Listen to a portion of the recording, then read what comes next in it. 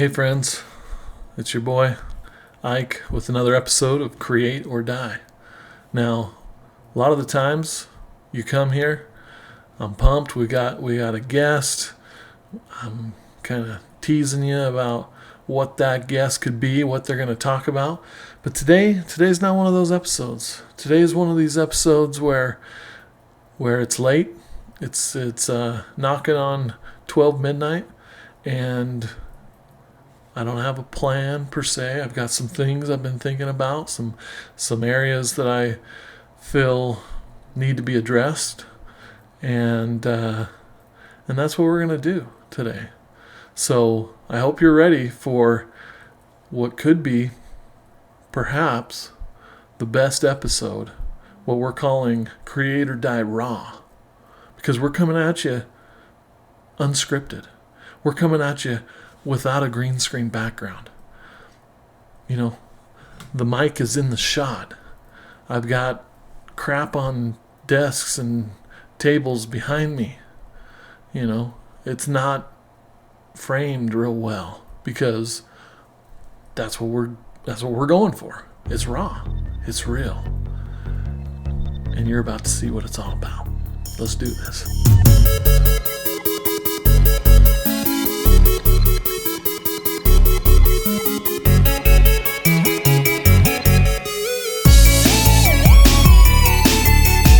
So, if you've been tuned in to the socials or the news or whatever, you've seen that aliens are real and they've made their way onto planet Earth. It's no longer science fiction.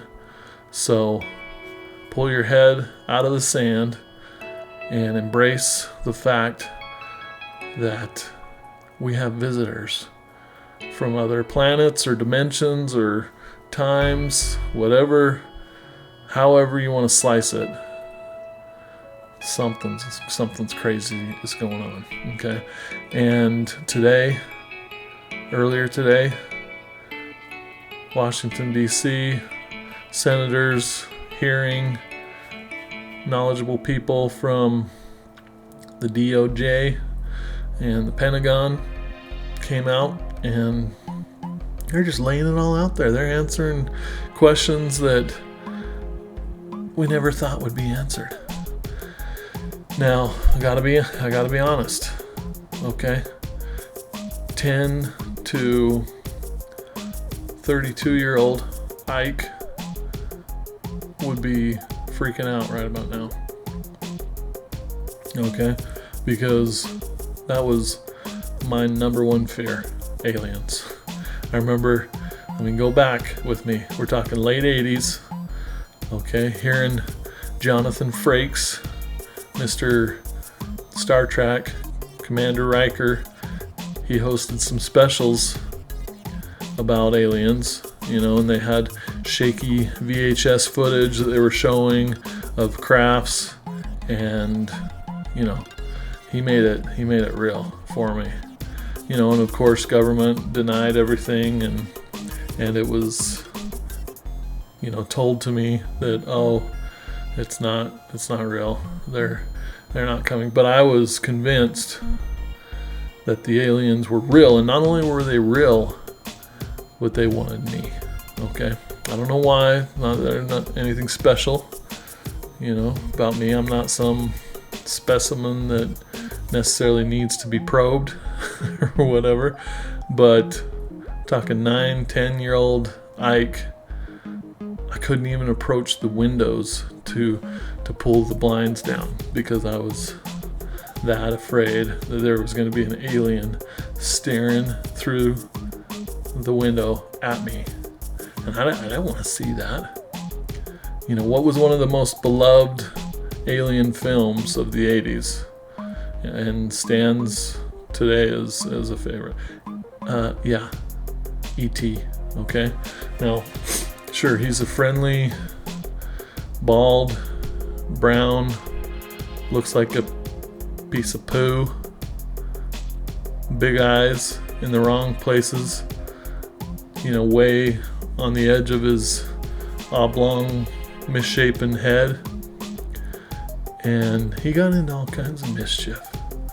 Okay, Elliot was laying down the Reese's Pieces, and he was just picking them up and eating them, and it's like, that's one of my favorite candies, and aliens like that crap?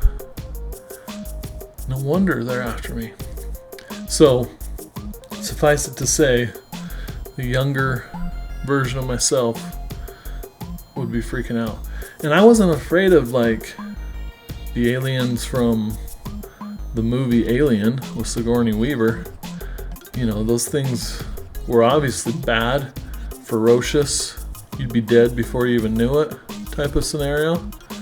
And I could handle that a little better, and also, you know, that was a little bit more of a stretch that those kinds of creatures could exist for some reason. But E.T. wanting to call home with his niceness and looking all creepy and stuff, for some reason, the nicer he was, the more it freaked me out. I don't know why. And then, of course, you know, talk about grays and short, big-headed, big-eyed, small nose, mouth. I don't know. Those guys be freaking me out. And to make it even worse, my dad, who I love and was a great dad, still is, he liked to take advantage of my fear of aliens. You know, it was my job as the oldest boy and the only boy in the family for most of my life to feed the animals. And I would dread it, and for some reason they needed to be fed after dark. And so my dad would send me out there to go feed them, you know, get them water, the dogs. We had pigeons for a while, and it was my job to get them water, get them food, then get back in as soon as possible before them aliens noticed I was out there. It was dark, it wasn't well lit, and guess what? Old Dad, he was out there with me, hiding. He always, sometimes would hide in the same exact place, but he would do it in such a way where I'd be looking and I wouldn't see him, and I'd be like, okay, today's the day. He's not gonna jump out and scare me. And I'd take another step, and boom, he'd pop out from behind some garbage cans, you know, those old metal ones with the lids, and I'd scream like a little girl. You know, not that there's anything wrong with that, right? And we'd have a good laugh because I was a good sport, and I was happy to find out that it was just my dad. It wasn't a real alien. And we'd do it again the next day. And I got to where I'd ask him, I'd be like, Dad, I'll do it, but you got to promise me you're not going to scare me. And he'd promise, and then he'd scare me again. And I'd be like, but you promised. And then well, I was crossing my fingers. Okay. Next time I'll make sure he's not crossing his fingers when he promised. And then he was crossing his toes all the way to the point where he was crossing his butt hairs is what he said. And that was, you were good. Cross something and you could tell a lie, but it wasn't a real lie because, everybody knew if you were crossing your fingers and apparently hairs in your nether regions that you're okay. So you may ask, why? What does this have to do with creativity? What does this have to do with this podcast, Create or Die? This, you might argue has more to do with dying because that's what I thought I would do. Or if these claims that aliens were real, if that ever came to life, which it appears now. I mean, Maybe it's just my feed on TikTok or something, but I'm being inundated with these little clips, and they're not mincing words. It's real. Something crazy is going on. And we've got real footage that freaking physicists are studying, and they're saying these crafts are moving from 5 Gs to 20 Gs in milliseconds or whatever, and that's just crazy talk. That's just, there's no craft made by mankind that can move like that. But yeah, back to the question, what does this have to do with this podcast? Am I rebranding? Is this going to be, something about the unknown, the supernatural, the, what do they call it? Cryptozoology. Yeah, it's not that. This isn't X-Files 2.0 or whatever. What I think it has to do with creativity is a lot of things. Okay? First, this is my experience.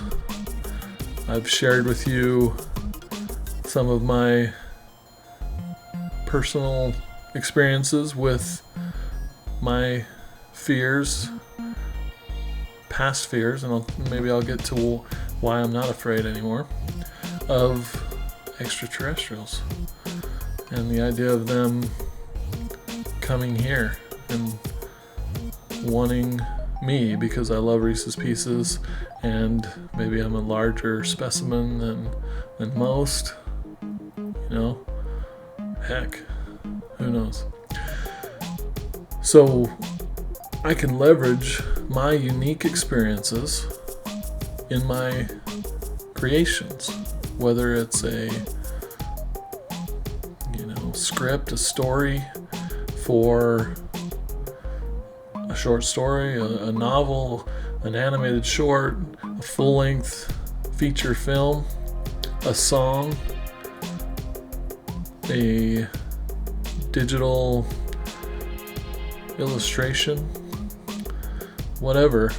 I can leverage that fear of aliens or the nostalgia of seeing Jonathan Frakes from Star Trek on my small little 17-inch TV telling me that watch your back, So that's one thing that has to do with it, is I wanted to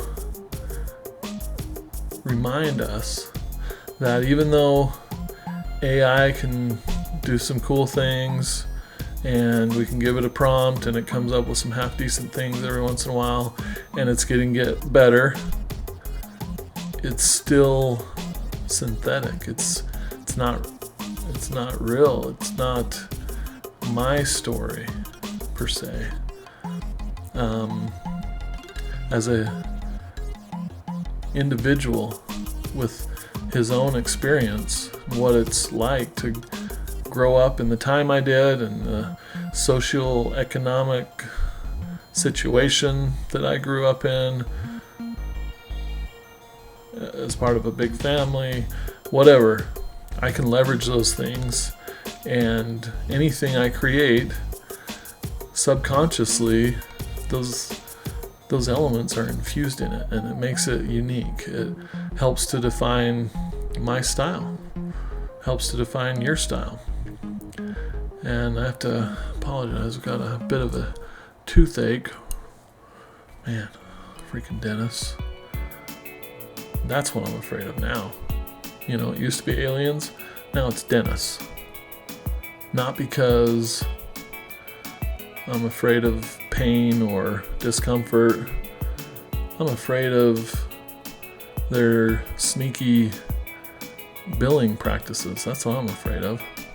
It's like, yeah, come in for your free cleaning and it's part of your insurance, and then we're going to tell you that we need to do a root canal and 20 other things on top of it. And we're going to put in this temporary spacer and a brace, and then we're going to charge a post-COVID fee because of the money we lost during COVID. They just make shit up. Literally. It pisses me off. So, dentists out there, if you're a dentist, tune out, okay? Because we don't want your kind up in here, okay? We're talking to the creatives, not the creative invoicers, the people who can,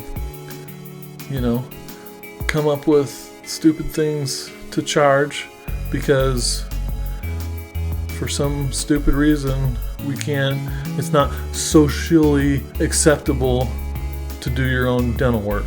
We can't get those numbing agents, and it's pretty hard to see in your own mouth.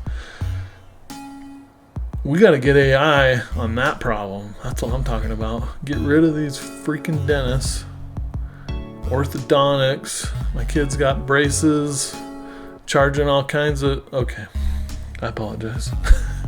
If you or anyone you love is a dentist, an orthodontist, a oral surgeon, I apologize, but we don't want their kind here, okay? That's all.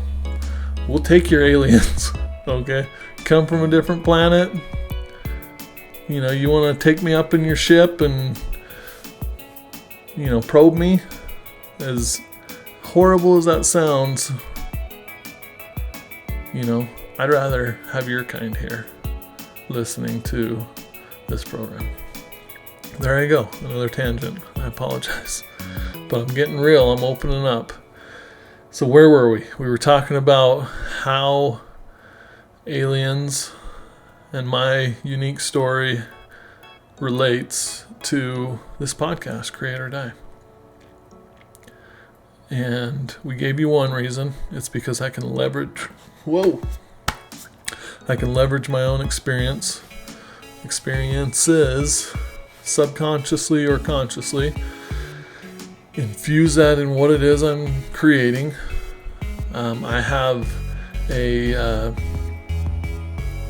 storyboard for a character that I created a couple years ago called Seamus, where he has a run-in with a little alien character, and maybe I'll share this as part of the podcast in post or something, or save it for a future tutorial on the YouTubes, who knows, but that's just an example of how I've leveraged that.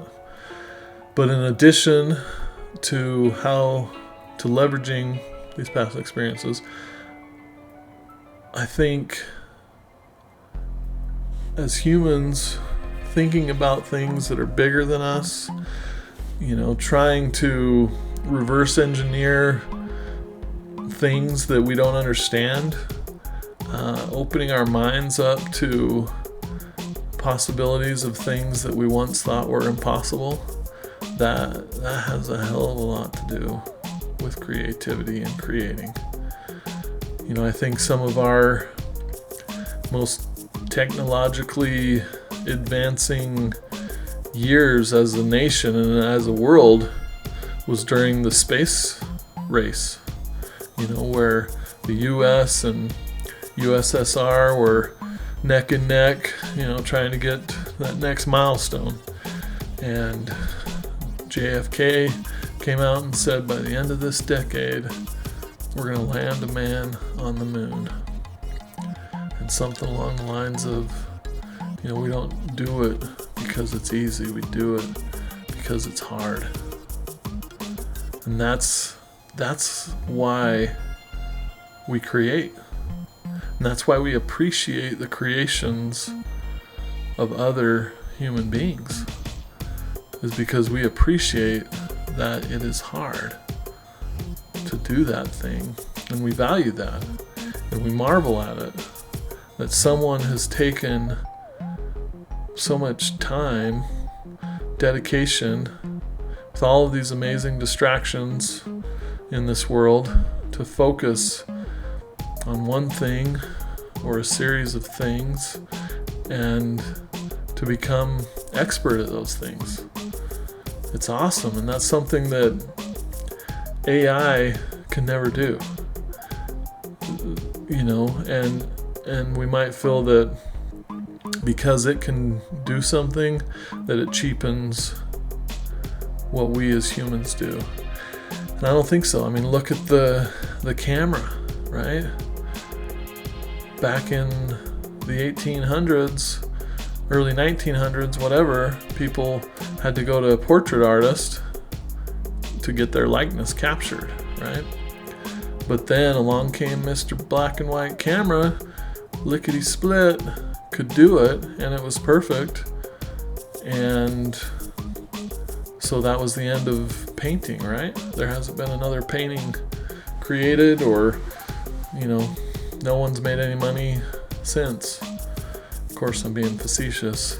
No, we still marvel at those who are able to paint and create a likeness and maybe capture something that the camera can't capture, the essence of somebody. The great portrait artists, caricaturists, and so forth can do that. And it's amazing. And as much as we want to train AI to get close to being able to do that, it's just a copy. It's not real. Now, that doesn't mean that I think that AI is going to go away, or that we don't need it. No, it's going to be a tool. It is a tool. It's something that can get us to our vision that much quicker. Currently, I'm working with a client on a series of 77 little fish illustrations. And before he engaged me, he worked with Midjourney for hours to try to get a collection of fish created, and he got the start. He got 77 of them, but some of them were halfway decent, some of them were just downright weird and not a fish, and he came to me and he was a little worried. He was like, I know this may be sacrilegious to your process, but can you just do some touch-ups on these fish for me, make them a little bit more unique, and make them all look like fish, because some of them had weird proportions or whatever. And I was excited to take it on, and I also, in the process, have found that this is a great kind of prompt. Here are these AI fish that I have to work with, and they're really simple, but they trigger something in me, kind of like a Rorschach test or whatever they're called, with the black and white, splotchy images, and whatever you see in that image reveals something about yourself, right? That's kind of how it is with these fish. The end result in most cases is quite different than what AI gave me. And I actually feel like, in the client, I've shown him concepts or, the progress along the way. He's like, this is 10x of what I'm expecting. This is amazing. Da da da da da. Pat myself on my own back or whatever, right? No, but so I feel like this is a great way to use AI. Because how much harder would it have been to be facing a blank canvas, have to iterate with the client to figure out, okay, what's the general look and feel you're going for, but he was able to answer a lot of those questions through his, kind of prep work before he came to me, working with Midjourney to get him 50% of the way there, and I'm just providing that additional 100% to get you to 150%. The math checks out, trust me. So yeah, it's a prompt, and I can see that as we move forward, we'll have these ideas of these stories that we want to tell in animation or in an illustration or whatever, a novel. I don't know why I feel like I have to give every example every time I say something, but I do. We use AI as a tool to eliminate that blank page, get us past that point, and then collaborate with it. So there's a place for it. There's value in what we do as creatives, and don't be afraid. But learn this stuff because it's here. We have to know how to work with it. That doesn't mean everything we do has to be done in tandem with AI. Not at all. I mean, there's still those things where we love as humans to just go back to the original way of doing it. I mean, you've got artists who paint with oils, and you've got artists who use clay and what do they call it, spinning wheel, pottery wheel, whatever they're called. And I mean, these are some ancient archaic stuff that we're dealing with here, but yet people still do it, and there's still a place, and there's a premium put on those things. Speaking of premium, the movies, feature films, that was supposed to essentially eliminate theater, right? I mean, why go and watch people up on stage, fallible people, give a performance that is not perfect, and there aren't special effects per se. I mean, there's stagecraft, which is awesome, but that's just it. That's my point. It is awesome, and we pay big money. My wife and I recently went to see Les Mis in Salt Lake, and let me tell you, it was awesome. You're like, you form a bond with these other humans that are up there. They've been practicing all their lives to become good enough to sing and perform at this level, and they're just putting it all out there, and they're fallible, and it's a fragile moment, and oh my goodness, like the song "Let Him Live" that Jean Valjean sings, this was the greatest version of it I had ever heard, and you could tell that as he was singing, the entire audience was just one with that performer at that moment, and just simultaneously praying and full of gratitude of just how amazing this moment was. And then that may sound a little extreme, but it was seriously, it's like you're just touched by how amazing this performance was.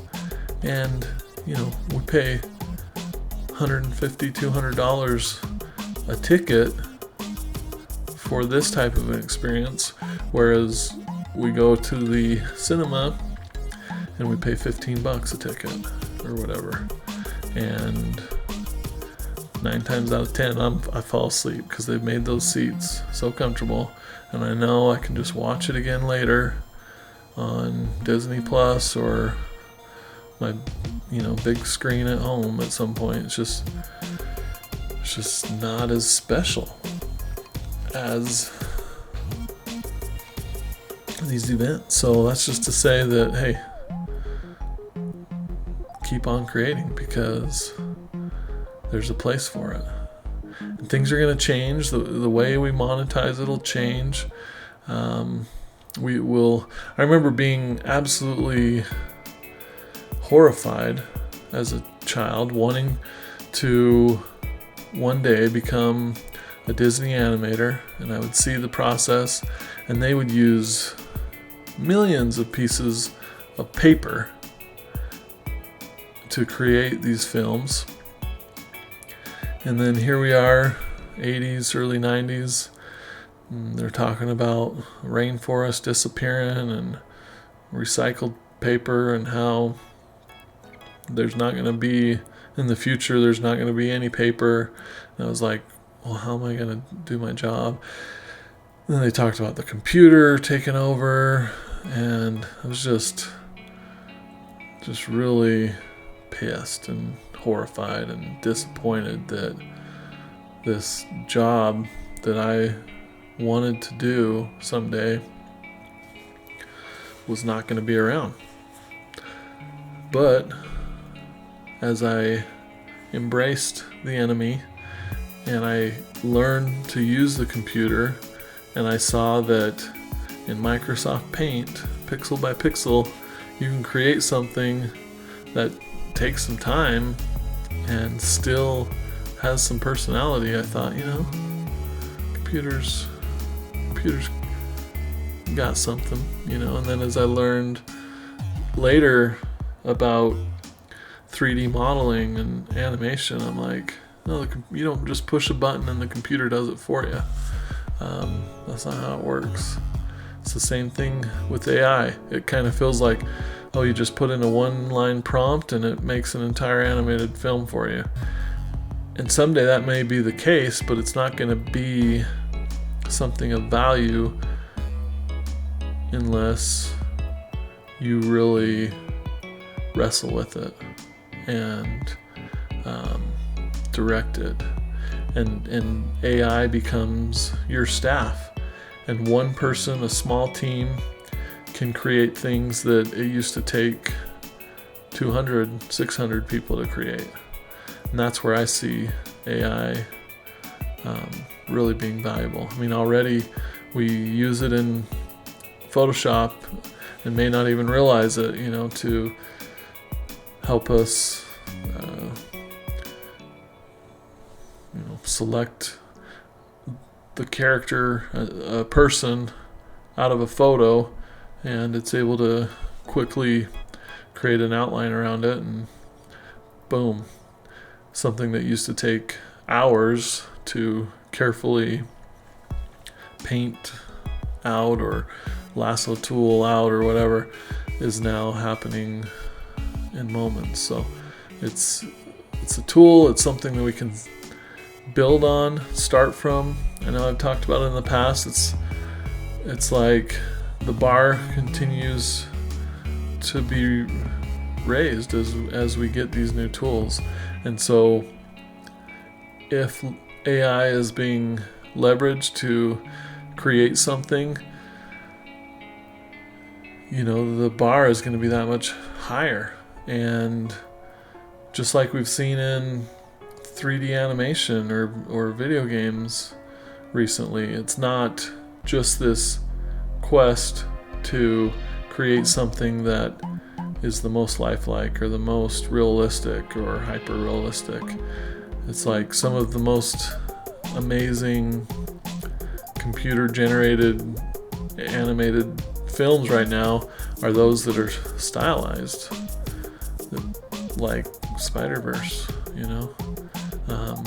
or I love some of these indie video games where they've come up with an art style that is more retro or vintage, and it's kind of taking gameplay from games of our past, my past. I don't know how old you are, people who are listening, but well, I do, because I got analytics, and most of you are right there within 10 years of me. So, yeah. So I'm rambling. I'm saying a lot of stuff. You may or may not agree. I'd love to hear from you. You know, drop me a audio message through Spotify. You know, put a comment on YouTube. Whatever. Let me know what you're thinking. And I still don't know if I ever made my point on this whole alien thing. You know, we've gone on several tangents. We've learned together. We've shared some experiences, and it's been fun. But maybe not super coherent. But that's what I told you were gonna get right on the outset, right? This is Create or Die Raw edition. Like, we coming at you, microphone in the frame, no green screen. You know, I should be sleeping. I'm gonna go to bed right now. It's gonna happen. Just closing this out, so don't you worry. It's gonna happen. And yeah. So to wrap things up, I want to invoke one of the best sci-fi movies of all time. Alright, it's a little show called Galaxy Quest. And there was a line in that show. There's 100 good lines, and we could, you know, pull knowledge nugs from any one of them. But the one I want to leave you with is never give up, never surrender. All right. And if you remember the film,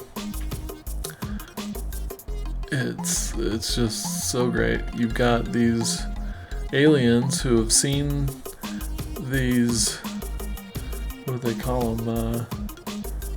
You know, they were episodes of a TV show like Star Trek, but called Galaxy Quest, and they thought they were actual logs of this faraway, you know, defenders of the galaxy, and they studied the ships, the technology, and did everything they could to reproduce these things so that they could fend off the enemies. And they had that mantra of never give up, never surrender. And that's what it's like to create.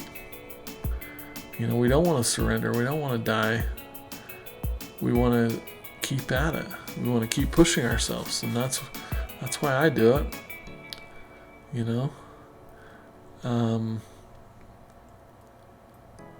So maybe that helps you. Maybe it doesn't. But I'm just gonna say, never give up, never surrender. And until next time, my friends, just keep on creating.